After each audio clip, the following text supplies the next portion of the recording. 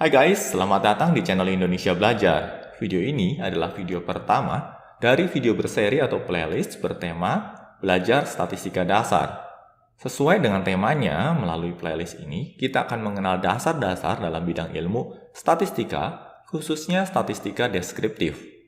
Video kali ini akan menjadi pijakan awal bagi kita untuk mengenal dan mempelajari statistika. Yuk, kita mulai sesi pembelajaran kita.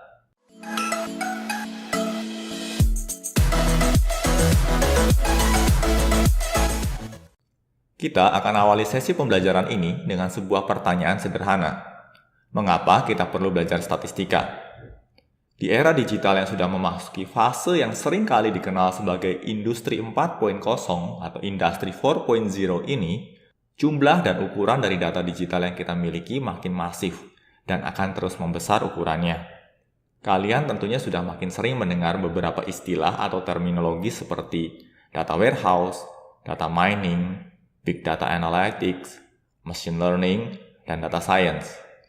Kesemua ini merupakan bidang keilmuan dan keahlian dalam bidang teknologi informasi atau IT yang memang muncul dan berkembang karena didorong oleh pertumbuhan data digital yang kian masif.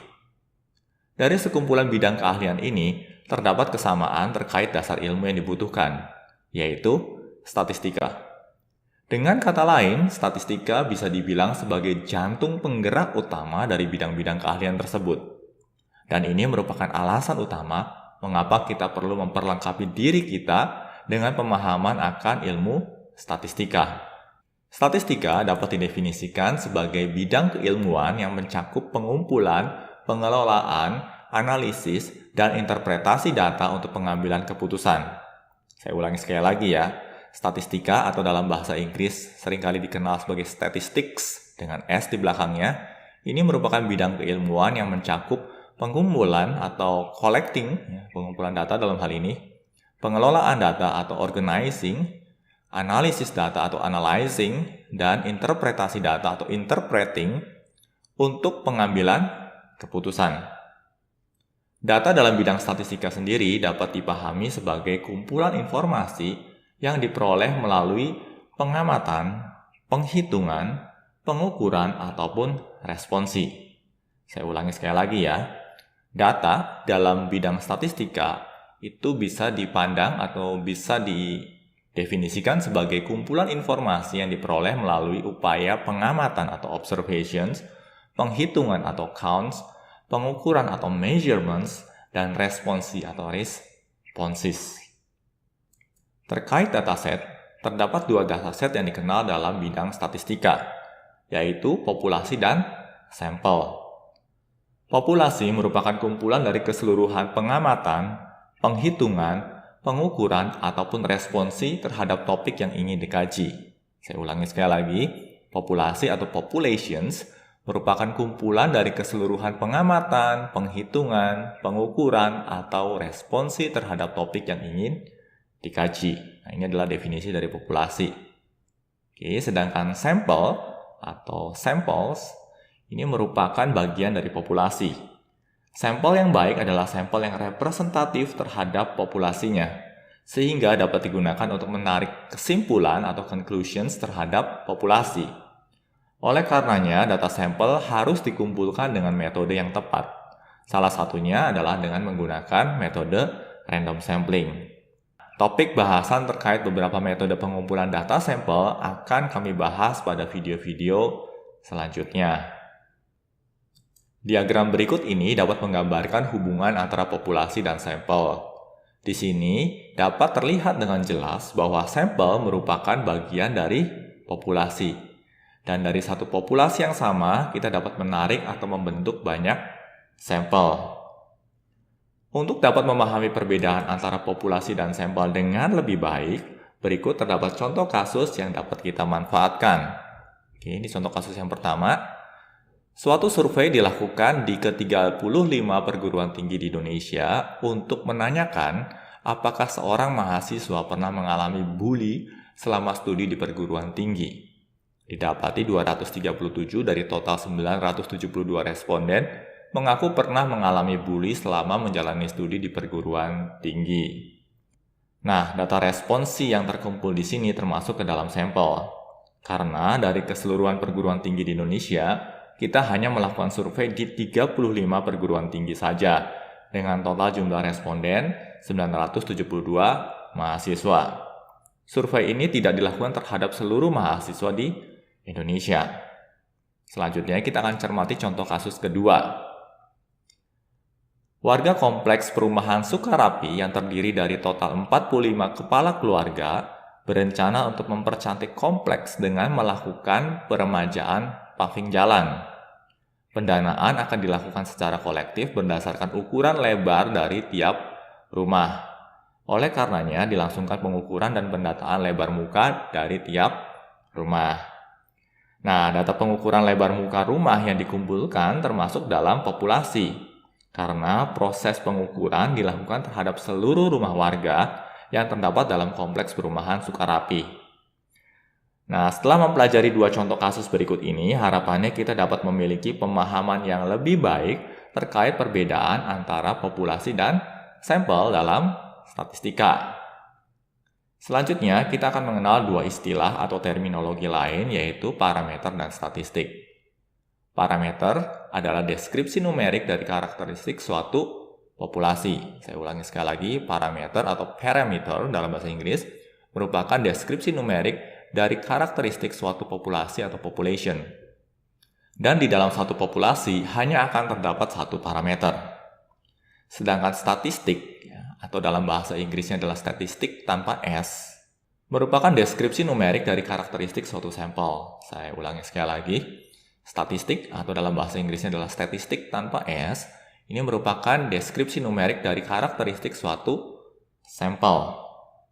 Karena dalam satu populasi yang sama kita dapat menarik banyak sampel, maka akan sangat memungkinkan untuk mendapati sejumlah statistik dengan nilai yang beragam untuk satu populasi yang sama.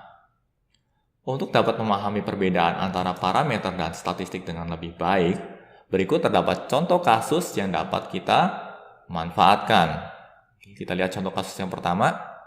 Dari hasil uji emisi yang dilakukan secara acak terhadap kendaraan bermotor yang melintas di Jalan Sukamakmur, didapati 48% kendaraan tidak memenuhi standar kelayakan. Di sini, angka 48% kendaraan bermotor yang melintas di Jalan Sukamakmur tidak memenuhi standar kelayakan emisi merupakan statistik. Karena data ini diperoleh dari hasil uji emisi yang dilakukan secara acak terhadap kendaraan bermotor yang melintas di Jalan Sukamakmur. Data yang diperoleh bukan dari hasil uji emisi terhadap semua kendaraan yang melintas di jalan tersebut. Selanjutnya, kita akan cermati contoh kasus yang kedua. Dari hasil ujian saringan masuk perguruan tinggi di Universitas Sukapintar pada tahun ini, ditemui 78% dari calon mahasiswa memiliki kemampuan analisis numerik di atas ambang batas yang disyaratkan. Nah, di sini angka 78% dari calon mahasiswa memiliki kemampuan analisis numerik di atas ambang batas yang disyaratkan merupakan parameter. Karena data ini diperoleh dari hasil ujian saringan masuk yang notabene diikuti oleh seluruh calon mahasiswa. Nah, setelah mempelajari dua contoh kasus berikut ini, harapannya kita dapat memiliki pemahaman yang lebih baik terkait perbedaan antara parameter dan statistik dalam ilmu statistika. Selanjutnya, kita akan mengenal dua cabang utama dalam bidang ilmu statistika, yaitu statistika deskriptif dan statistika inferensi. Statistika deskriptif merupakan cabang ilmu statistika yang berfokus pada pengelolaan data, peringkasan data, dan visualisasi data. Saya ulangi sekali lagi. Statistika deskriptif atau dalam bahasa Inggris seringkali dikenal dengan istilah descriptive statistics. Ini merupakan cabang ilmu statistika yang berfokus pada pengelolaan data atau organization of the data, peringkasan data atau summarization of the data, dan visualisasi data atau display atau seringkali juga dikenal dengan istilah data visualization. Sedangkan statistika inferensi merupakan cabang ilmu statistika yang berfokus pada pemanfaatan sampel untuk menarik simpulan terhadap populasinya. Saya ulangi sekali lagi, statistika inferensi atau dalam bahasa Inggris seringkali dikenal dengan istilah inferential statistics. Ini merupakan cabang ilmu statistika yang berfokus pada pemanfaatan sampel untuk menarik kesimpulan terhadap populasi. Untuk dapat memahami perbedaan antara statistika deskriptif dan statistika inferensi dengan lebih baik, berikut terdapat 2 contoh kasus yang dapat kita manfaatkan. Kita lihat contoh kasus pertama dulu. Sejumlah pria dewasa berusia 48 tahun dilibatkan dalam suatu program penelitian selama 18 tahun.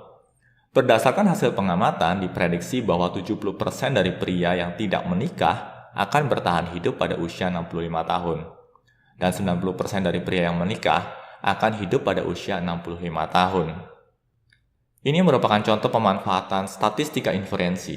Dapat kita lihat di sini bagaimana data sampel dimanfaatkan untuk menarik kesimpulan dalam bentuk prediksi. Selanjutnya, kita akan cermati contoh kasus yang kedua.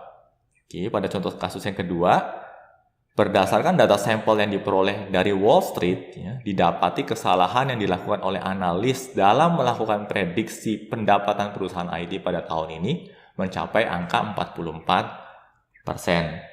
Nah, contoh kasus kedua ini merupakan pemanfaatan statistika deskriptif untuk membuat summary atau ringkasan dari data sampel yang tersedia. Setelah mempelajari 2 contoh kasus berikut ini, harapannya kita dapat memiliki pemahaman yang lebih baik terkait perbedaan antara statistika deskriptif dan statistika inferensi, yang merupakan 2 cabang utama dalam bidang ilmu statistika. Demikian pembahasan terkait pengenalan dasar statistika. Materi yang disampaikan dalam video ini terbilang padat. Oleh karenanya, silakan untuk melakukan pause atau pengulangan video untuk dapat memahami materi yang disampaikan dengan baik. Semoga pembahasan dalam video ini dapat membantu kalian yang sedang mempelajari dasar ilmu statistika. Pastikan juga untuk terus mengikuti materi-materi pembelajaran terkait lainnya di channel ini. Bila mana ada pertanyaan terkait materi yang dibahas dalam video ini, kalian juga dapat menuliskan pertanyaan kalian pada kolom komentar di bawah ini. Kami akan selalu berusaha untuk merespons setiap pertanyaan yang kalian ajukan. Oke guys, semoga video ini bermanfaat bagi kita semua. Jangan lupa untuk komen, like, share, dan subscribe, karena ini akan menjadi motivasi bagi kami untuk terus menghasilkan materi pembelajaran berkualitas lainnya. Salam Indonesia Belajar, banyak belajar biar bisa bantu banyak orang.